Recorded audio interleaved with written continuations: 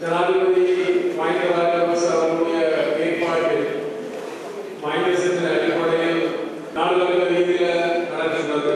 அந்த வகையில் வடமாகாணத்து பிள்ளைகளுக்கும் அந்த ஒதுக்கீடு பங்கிடப்படுகின்றது. 2 யுகங்களில் இருந்த எங்களுடைய சமுதாயத்தை ஜனாதிபதி மஹிந்த ராஜபக்ச அவர்கள் வெளிச்சத்தை கொண்டு வந்திருக்கிறார். கடந்த கால தவறான தமிழ் அரசியல் தலைமையுடைய போக்குகளினால் நாங்கள் ஒரு இருண்ட காலத்தில் வாழ வேண்டிய நிலைமைக்கு காலப்பட்டிருந்தோம். ஆனால் இன்றைக்கு அதிலிருந்து எங்களை விடுவித்து வெளிச்சத்திற்கு ஜனாதிபதி மஹிந்த ராஜபக்ச அவர்கள் கொண்டு வந்திருக்கிறார். அந்த வகையில் என்னுடைய பிள்ளைகள் சார்பாக நான் அவருக்கு என்னுடைய நன்றிகளை தெரிவித்துக் கொள்கின்றேன். நீங்கள் தனிப்பட்ட வாழ்க்கையில் உணர்வதற்கும் உங்களுடைய முன்னேற்றம் ஒரு சமூக முன்னேற்றமாகவும் மாறக்கூடிய வகையில் இந்த கிடைக்கிற சந்தர்ப்பங்களை நீங்கள் பயன்படுத்த வேண்டும் என்பதுதான் இந்த சந்தர்ப்பத்தில் என்னுடைய கோரிக்கையாக வேண்டுகோளாக உங்களிடம் நான் கொடுக்க விரும்புகின்றேன். ஒரு ஆற்றல் உள்ள ஒரு அறிவுள்ள சமூகம் தவறான அரசியல் வழிநடத்த காரணமாக அதெல்லாம் அழிவு நோக்கி பயன்படுத்தப்பட்டுவிட்டது. அதை நாங்கள் கிடைக்கிற சந்தர்ப்பங்களை பயன்படுத்தி ஆபத்துக்கு நாங்கள் அதை பயன்படுத்த வேண்டும்.